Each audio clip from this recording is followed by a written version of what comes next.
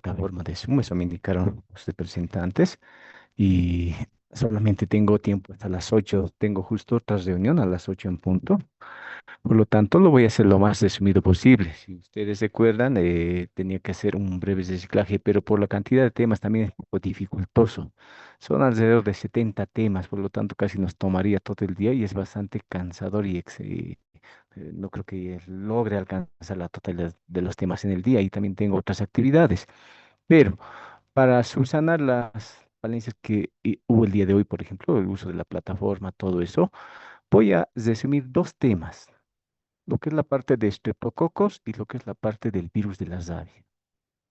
Vamos a hacer énfasis en las partes más importantes y trascendentes de estos dos temas. Lo voy a grabar para que sus compañeros también lo puedan escuchar. Ya por el factor tiempo incluso ya no lo van a poder escuchar varios, porque si lo hacemos muy extenso. Va a ser una clase de 40 minutos porque es plataforma Zoom, versión gratuita y solamente ingresan 100. Y tengo entendido que son más los participantes. Por lo tanto, les pido que pongan atención a los puntos más importantes que me voy a enfocar en estos temas. Principalmente en la parte de estreptococos, vamos a hablar lo que es la parte de fiebre reumática. Recording in progress.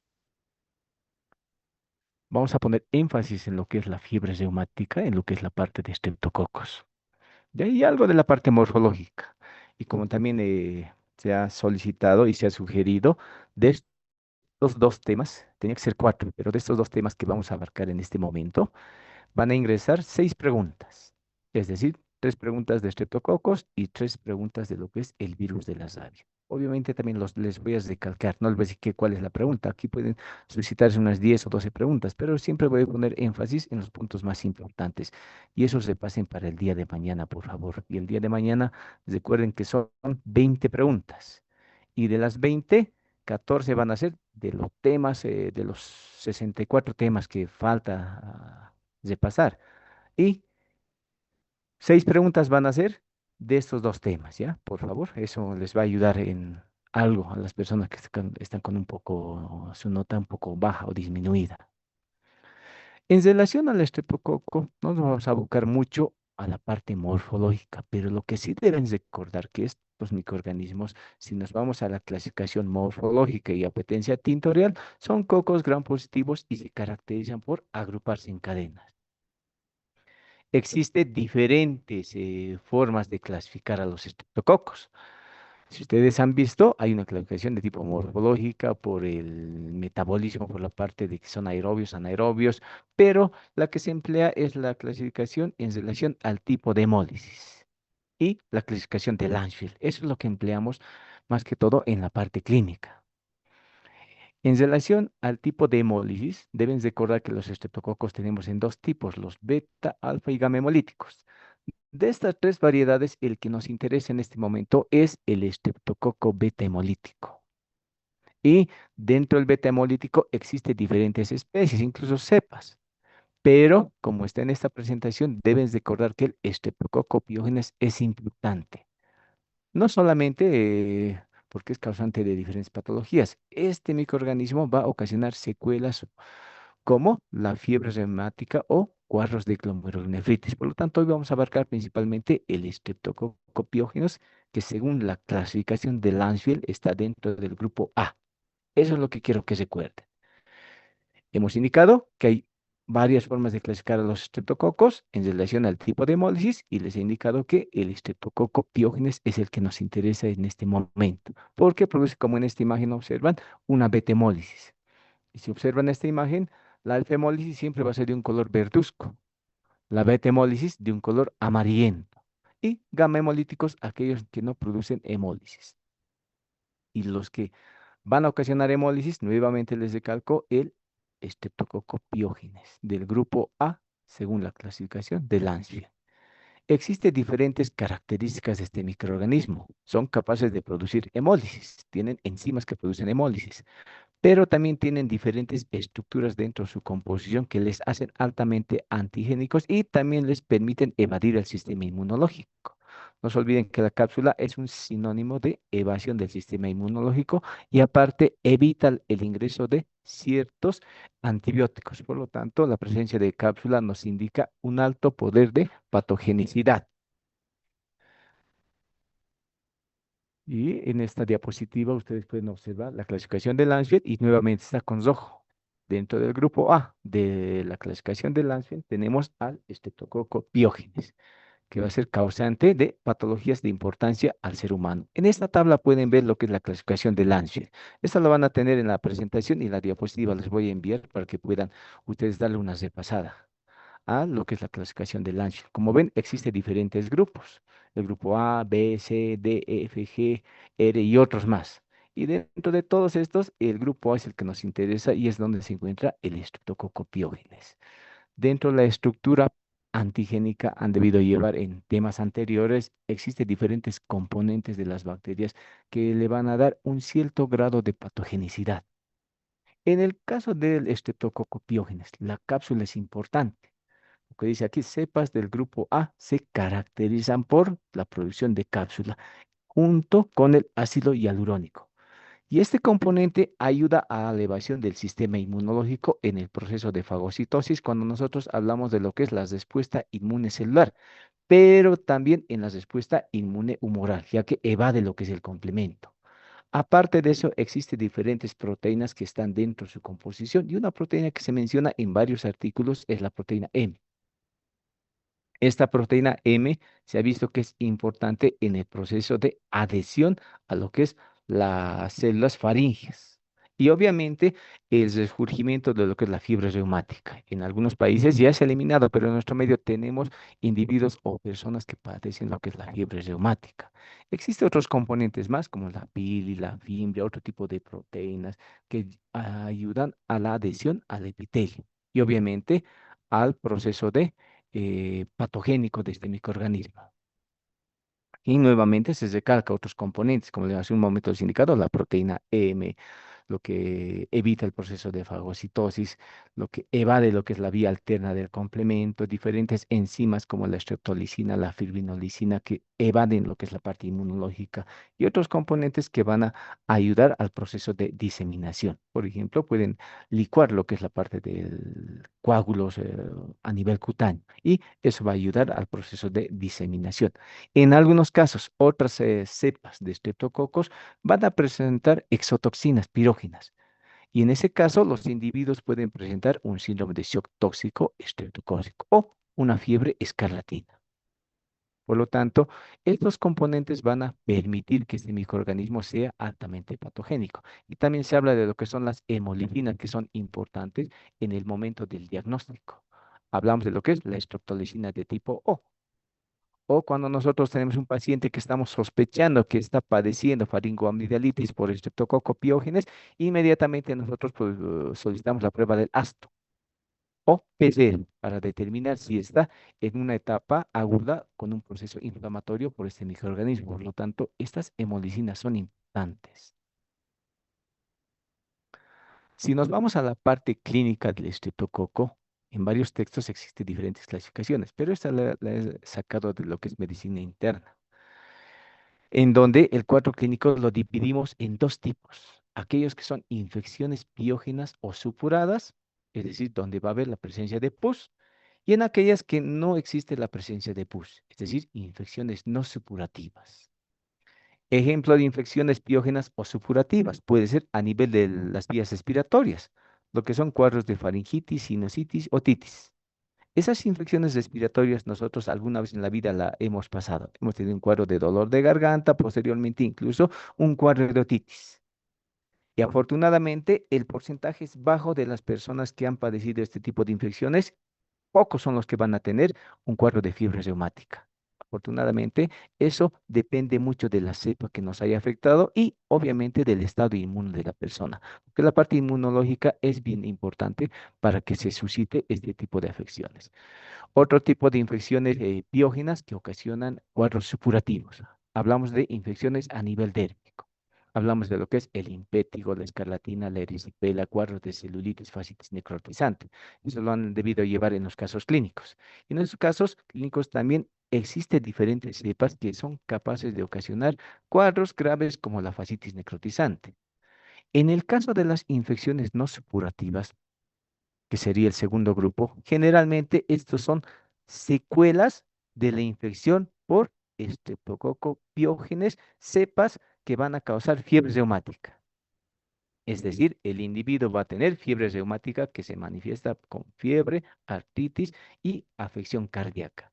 Por eso, si ustedes han leído el texto de Suros, dice, este microorganismo se caracteriza por lamer las articulaciones y morder el corazón, porque está ocasionando artritis y afección cardíaca, produciendo ya sea una insuficiencia o una estenosis cardíaca. Y el otro cuadro, que no es curativo, un cuadro de glomerulonefritis aguda.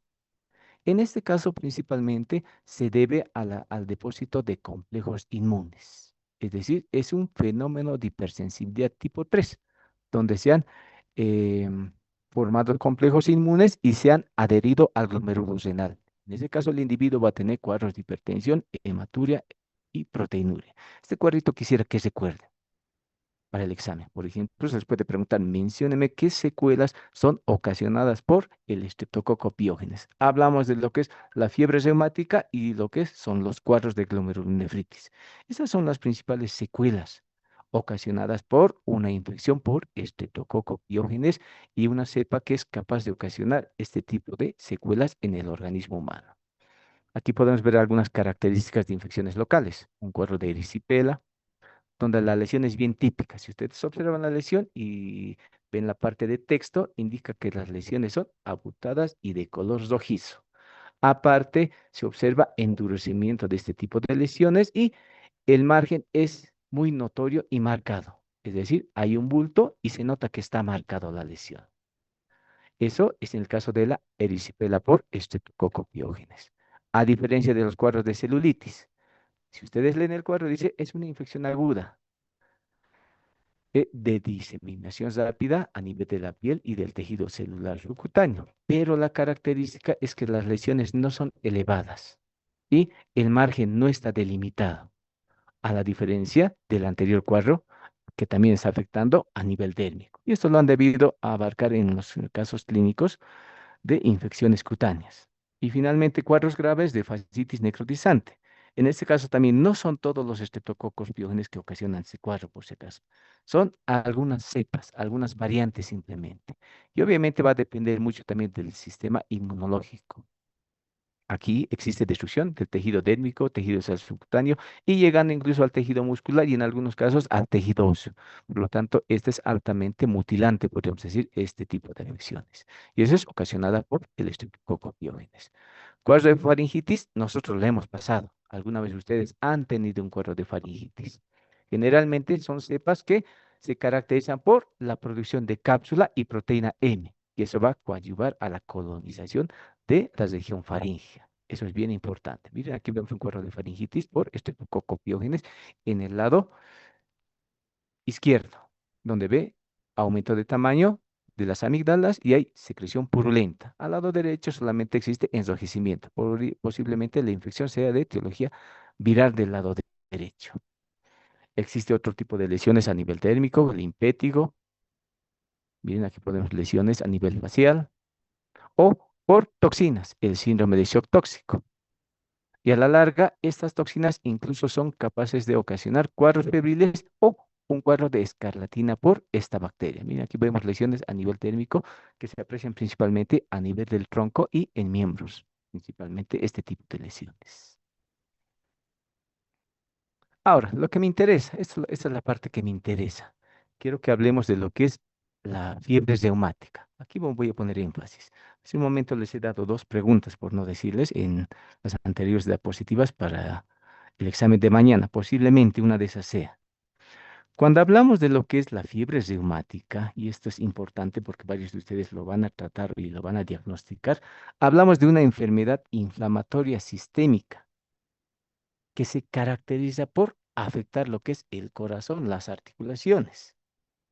Por eso hace un momento les he indicado que según Suros dice que este microorganismo se caracteriza por lamer las articulaciones y morder el corazón. También puede afectar lo que es el sistema nervioso central, puede afectar lo que es la piel, el tejido celular subcutáneo. pero el órgano que se ve más afectado es el corazón en este tipo de afecciones, en el caso de la fiebre reumática. Obviamente puede llegar incluso a la muerte. Si nos vamos a la parte epidemiológica, varios artículos indican que la fiebre reumática afecta principalmente a personas que están entre los 5 a 15 años de edad y es idéntico en ambos sexos, a excepción de lo que es las manifestaciones del sistema nervioso central, la Corea de Sydenham, que podría ser típico del sexo femenino, podrían indicar una relación de 3 a 2 aproximadamente. ¿Qué más deben recordar en el caso de lo que es la fiebre reumática? Existen diferentes artículos que indican que las lesiones que se aprecian en el caso de la fiebre reumática se traducen en nódulos. Los nódulos se denominan los nódulos de Aschoff, que se encuentra en la mayor parte de los órganos que han sido afectados por este microorganismo y estos nódulos generalmente desaparecen en todos. Por ejemplo, en las articulaciones puede haber a nivel del tejido celular subcutáneo y esos nódulos generalmente desaparecen, excepto a nivel cardíaco, donde se quedan y ocasionan lesiones graves, principalmente a nivel de lo que es la válvula mitral. Es la primera válvula afectada, podríamos indicar, y la más afectada. Luego le sigue la válvula aórtica, donde ocasiona fibrosis, calcificación y deformación. Por lo tanto, debes de cortar que estos nódulos están en diferentes estructuras que han sido afectado por este microorganismo y estos nódulos de Aschoff generalmente desaparecen, excepto a nivel cardíaco. Eso no deben olvidar, que a nivel cardíaco no desaparece. Por eso también se manifiesta con cuadros de estenosis o cuadros de insuficiencia cardíaca. En relación a la sintomatología, existe la forma clásica como aquí indica, el cual se aprecia luego de 2 a 3 semanas de un cuadro de faringoamigdalitis, pero generalmente son cuadros de faringoamigdalitis a repetición. ¿Qué es lo que nosotros observamos a nivel faríngeo? En el caso de una faringoamigdalitis, como aquí indica, una faringitis que puede estar con o sin exudado. Puede haber enrojecimiento. Puede haber petequias que se aprecian a nivel del paladar. Puede haber adenopatías principalmente submandibulares o adenopatías a nivel del anillo de Waldeyer principalmente. Puede haber fiebre, dolor abdominal, otro tipo de manifestaciones a nivel cutáneo, un exantema escarlatiforme. Puede haber ese tipo de manifestaciones clínicas. Pero lo más típico siempre es un cuadro de faringitis o faringoamigdalitis, inflamación de lo que son las glándulas que están formando el anillo de Waldeyer. Eso es lo más típico en el caso de la fiebre reumática en su forma clásica. Ahora, ¿cómo hacemos el diagnóstico de la fiebre reumática? Y esas diapositivas, por favor, memorícense las últimas. Cuando hablamos de criterios mayores, estos criterios mayores, menores y otros nos permiten el diagnóstico de lo que es la fiebre reumática. ¿Qué criterios mayores hablamos cuando hablamos de fiebre reumática? Lo que es un cuadro de artritis, en donde existe inflamación principalmente de las articulaciones mayores. Si una persona de 20 a 22 años tiene dolor articular a nivel del tobillo, a nivel del codo, a nivel de las rodillas, posiblemente tenga fiebre reumática. Aquí ya tenemos un criterio mayor. Ojo, recordarles que estamos hablando de artritis, inflamación, no de artralgias. El segundo criterio mayor, un cuadro de carditis en donde puede existir una inflamación incluso de todas las capas del corazón, es decir, una pancartitis puede haber. Puede haber afección de las válvulas. Y esto nosotros clínicamente lo podemos apreciar con el estetoscopio, escuchando soplos, o con una placa de rayos X observando una cardiomegalia. Y si es que no lo tratamos apropiadamente, esto puede llegar a un cuadro de insuficiencia cardíaca u otro tipo de manifestaciones clínicas. Otro criterio mayor, el eritema marginado. Es poco frecuente, los textos indican que aproximadamente se aprecia en 1 a 7% de los casos. Es una erupción de tipo rosada y fugaz, no pruriginosa, donde observamos principalmente a nivel del tronco y extremidades. La imagen que han visto anteriormente, esa podríamos indicar que sería un eritema marginado ocasionado por este microorganismo. El otro criterio mayor, nódulos subcutáneos o denominados también nódulos de Meynet, que no son nada más nódulos duros, indoloros. El tamaño aproximado es de un guisante, por lo tanto son bastante pequeños. ¿Dónde apreciamos este tipo de nódulos? A nivel de codos, rodillas y a nivel de la nuca. Si bien también está afectando articulaciones mayores. Y finalmente, el último criterio mayor que sería la Corea de Sydenham. Esta es una manifestación tardía de lo que es la fiebre reumática. Esta no es con convulsiones, generalmente se aprecia en el sexo femenino y se puede apreciar que el individuo tiene, hay una incoordinación en los movimientos, se torna irritable, empieza a llorar y hay una alteración del carácter en el caso de la Corea de Sydenham. Y esto generalmente se debe a una lesión del centro inhibitorio del sistema extrapiramidal. Estos 5 criterios, memorícense por favor, los criterios mayores para el diagnóstico de lo que es la fiebre reumática. Luego tenemos los criterios menores. En el caso de los criterios menores tenemos lo que es un síndrome febril, es decir, que el individuo, el paciente que posiblemente esté cursando con fiebre reumática va a presentar fiebre por el lapso de 10 a 15 días aproximadamente. Otro criterio menor es las artralgias. Recuerden que hace un momento hemos hablado de artritis. Aquí ya estamos hablando de artralgias. Por eso no deben confundir con artritis, que la artritis es un criterio mayor y las artralgias es un criterio menor, donde existe dolor en varias articulaciones. Y esto generalmente es migratorio, no es en una sola articulación. Empieza a dolerte la rodilla, luego el codo, luego otro tipo de articulación.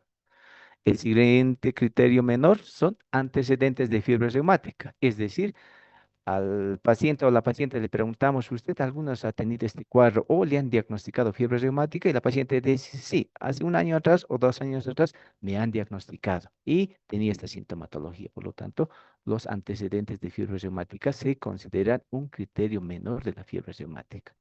Y obviamente también utilizamos el laboratorio para el diagnóstico de la fiebre reumática. Aquí hablas de reactantes de fase aguda. Hablamos de lo que es el PCR y la BCG. Y esa parte también debes recordar, porque esto nosotros vamos a pedir de manera rutinaria. Paciente que posiblemente tenga fiebre reumática y nosotros no queremos que tenga secuelas a nivel cardíaco, una insuficiencia o una estenosis cardíaca, inmediatamente podemos solicitar los reactantes de fase aguda. La PCR es la proteína C reactiva, que es una proteína que se incrementa en procesos inflamatorios. Y lo que es la velocidad de sedimentación globular, que eso va de manera conjunta con el hemograma. Y cuando la velocidad de sedimentación globular se incrementa, generalmente eso nos está indicando un proceso inflamatorio agudo.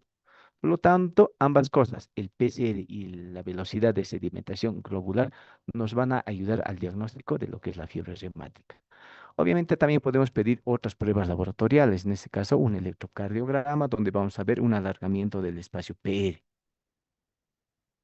Nuevamente, estos 5 criterios, memorícense los criterios menores. Y luego tenemos signos evidentes de infección por este microorganismo. Es decir, que sí o sí hemos diagnosticado este microorganismo. ¿Cómo lo hacemos? Uno, escarlatina reciente, que es un signo clínico. Y el otro, que nos ayuda a confirmar, es decir, aislamiento del germen. Tiene faringoamigdalitis, solicitamos cultivo y en el cultivo nos deportan un estreptococo beta-hemolítico. Hacen otras pruebas y nos indican que es estreptococo piógenes. Por lo tanto, ya estamos confirmando. Y obviamente también podemos sugerir lo que es el ASLO.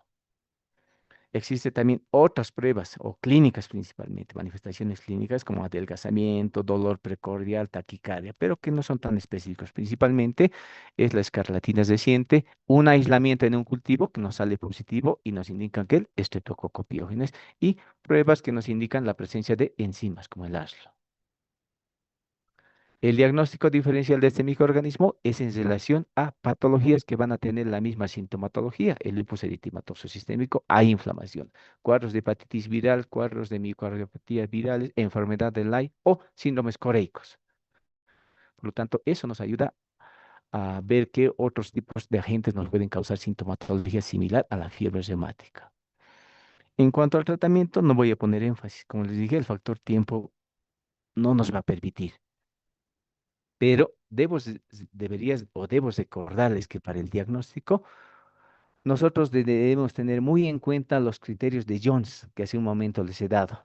Los criterios mayores, los criterios menores y signos evidentes de infección estreptocócica. Y principalmente los dos, mayores y menores, deben tener muy en cuenta, porque eso les apuesto que al año siguiente les van a preguntar.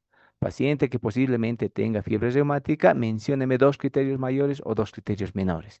¿Cuál es la importancia? En los textos indica que la presencia de dos criterios mayores o un criterio mayor y dos menores, junto con signos evidentes de infección, nos indica que probablemente el paciente tenga fiebre reumática. Solamente nos indica que probablemente, en ninguno de los casos dice que es confirmatorio. Por lo tanto, ninguno de esos signos son patognomónicos. ¿Ya? Por lo tanto, en caso de que nosotros sospechemos que el paciente tenga este tipo de afección, inmediatamente nosotros realizamos el tratamiento para evitar que nuestro paciente tenga secuelas. Y la principal secuela sería lo que es la cardiopatía reumática. Utilizamos antibióticos, principalmente utilizamos penicilina. En el caso de que el paciente tenga alergia a la penicilina, podemos utilizar eritromicina. Y obviamente si el paciente tiene cardiopatía, se le sugiere reposo en cama. Y si está con cardiopatía, nosotros añadimos lo que son AINES o corticoides, dependiendo cómo sea el proceso inflamatorio. La finalidad de los AINES es evitar que el proceso inflamatorio dañe otras estructuras. No se olviden que la fiebre reumática hemos indicado que es un proceso inflamatorio sistémico. Por lo tanto, aparte de los antibióticos, sí o sí se debe utilizar antiinflamatorios no esteroideos o corticoides. Esto va a ser dependiendo. Si el daño cardíaco es bastante grave, utilizamos corticoides, pero si no existe daño y estamos intentando evitar lesiones cardíacas, podemos iniciar con AINES. De esa forma, utilizamos el tratamiento. Y obviamente diuréticos y digitálicos en caso de que exista problemas renales o problemas cardíacos. Generalmente nuestro paciente va a venir al inicio, por lo tanto ahí nosotros debemos prevenir. Utilizamos antibiótico y utilizamos AINES para evitar problemas cardíacos. Existen otros esquemas más que al siguiente año lo van a llevar en la parte de farmacología. Eso en relación al primer tema. Miren que quería ser un poquito más extenso, pero por el factor tiempo no vamos a poder. Justo a las 8 también tengo una reunión.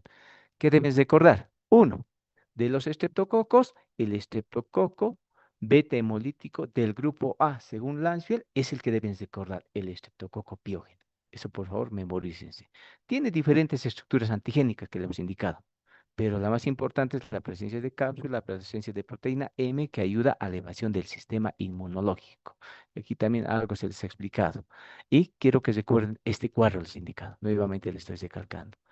La primera indica infecciones supurativas que causan pus, infecciones a nivel de vías respiratorias e infecciones cutáneas. Generalmente varios de nosotros hemos pasado posiblemente por esos cuadros. Y lo que sí no hemos debido cursar varios de nosotros con infecciones no supurativas o secuelas de la infección por estreptococo piógenes. Hablamos de lo que es la fiebre reumática y cuadros de glomerulonefritis. Eso también le estoy recalcando nuevamente. Memorícense, por favor. Aquí algunas características que también existen en los parciales.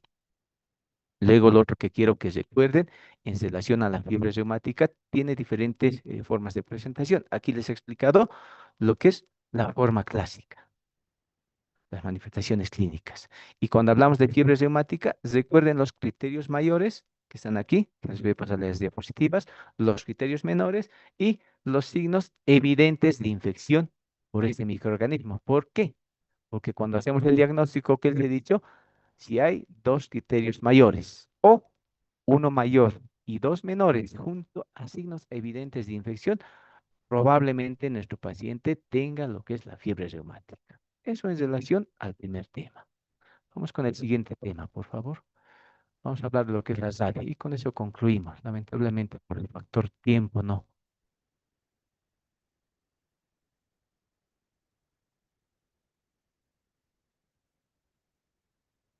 Nos ha ingresado una pregunta en el anterior parcial. El anterior parcial creo que estaba un poquito más fácil.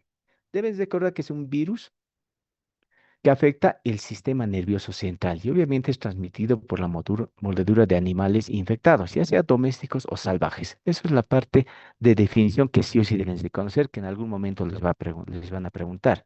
Este virus, taxonómicamente, aquí lo pueden ver, es dentro de la clase, orden, familia, género, especie, pero lo que me interesa aquí son los genotipos. Y dentro de los genotipos tenemos 7 genotipos. Y el genotipo uno es el que nos interesa. ¿Por qué? Aquí hablamos de dos subtipos que deben recordar. El virus calle y el virus fijo. Y el virus calle es el que nosotros vamos a encontrarnos de manera frecuente. Características de este virus calle. Tiene un periodo de incubación bastante largo, afecta lo que son las glándulas salivales y lo típico es que produce los corpúsculos de Negri. Y creo que había una pregunta justo en el anterior parcial de esto. Y el virus fijo ha sido elaborado en laboratorio. Y ahí están las otras características. Aquí están los otros genotipos. Estos generalmente han sido aislados en diferentes lugares. Esa es la diferencia. Pero también pueden afectar al ser humano. En relación al ciclo de transmisión, esto también recuerden, por favor. 3 variedades de ciclo de transmisión, y eso está en el texto de sedes incluso. El ciclo urbano, el ciclo silvestre y el ciclo rural. ¿Cómo nosotros adquirimos el virus de la savia? Por la mordedura de un animal o la saliva infectada. Por lo tanto, si alguien nos escupe y está con savia, hay la posibilidad de que ingrese si nosotros tenemos una solución de continuidad a nivel térmico. O puede ingresar por mucosa. Es raro, pero puede ingresar. Por eso en algunos textos indica la transmisión interhumana no es frecuente, pero se puede suscitar, ya sea por trasplante de algunas estructuras, por ejemplo, trasplante de córnea o otro tipo de órganos, podemos adquirir la savia. Y el virus se caracteriza porque asciende del sitio de la mordedura, llega al sistema nervioso central. Aquí podemos ver el ciclo urbano, silvestre y rural. Y aquí vemos qué animales intervienen, por ejemplo, en el urbano, animales domésticos, gato, perro. En el ciclo silvestre, zorro, murciélagos. Y en el ciclo urbano, animales que nosotros criamos, llama, el ganado vacuno, que nos pueden transmitir la enfermedad. En relación a la patogenia de este virus, deben recordar que a nivel del sitio de la mordedura, los textos indican que el virus se queda ahí por el lapso de 72 horas latente y se replica en el músculo esquelético y posteriormente asciende al sistema nervioso central y la velocidad aproximada es de 10 a 100 milímetros por día. Es bastante variable. Depende de muchos factores, tanto del virus como del individuo. Por lo tanto, la parte inmunológica juega un papel importante en la diseminación de este virus. Y finalmente, estos virus llegan a lo que son los ganglios espinales y generalmente cuando llega ahí, ya no nos sirve el tratamiento. Por lo tanto, el tratamiento tiene que ser inicial. Como aquí indica, este virus sube y inicialmente se une a receptores nicotínicos de la acetilcolina. Cuando llega a nivel de la médula espinal, la transmisión principalmente es de neurona a neurona y llegan a los axones del sistema nervioso central. Nosotros, cuando ya hay afección a nivel de la médula espinal por indicar, hay ya cambios de comportamiento del individuo. Y eso generalmente se debe a que existe una afección de lo que son las áreas límbicas. Posterior a la afección de las áreas límbicas y del sistema nervioso central, los textos indican que existe una diseminación de manera centrífuga. Si ustedes recuerdan, el otro era ascendente.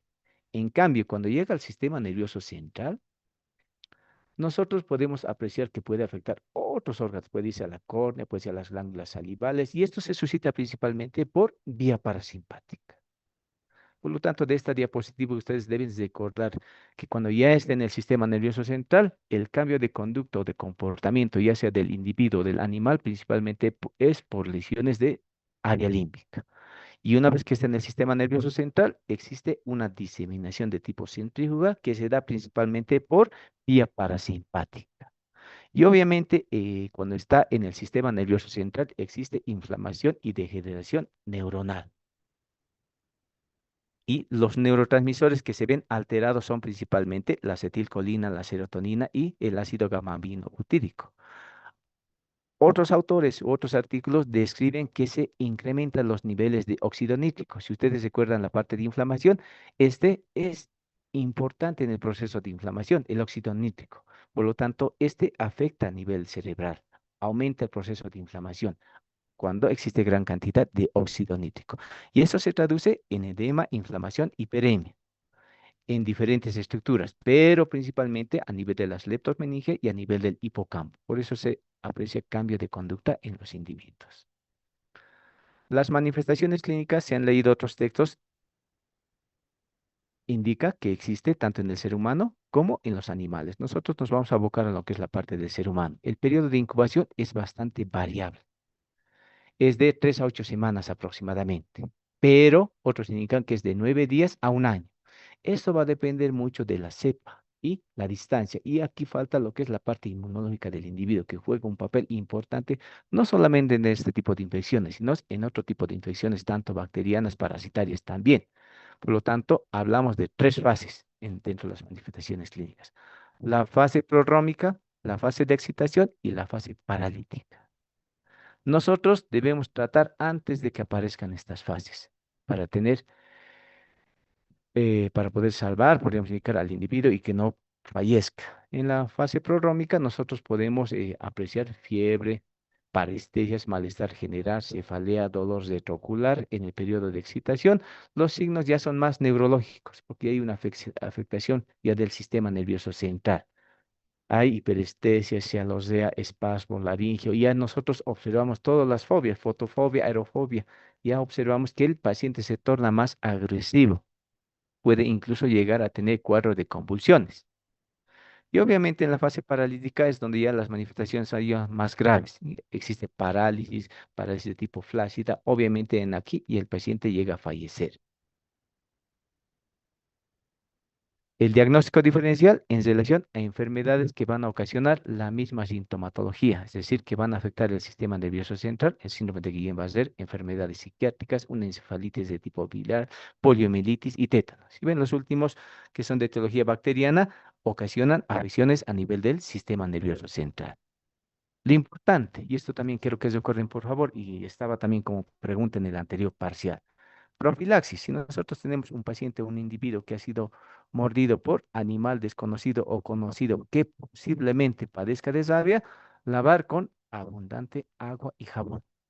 Que no nos olvidemos que dentro de la patogenia hemos indicado que el virus inicialmente se queda en el sitio de inoculación. Por lo tanto, el lavado con agua y jabón es bastante importante.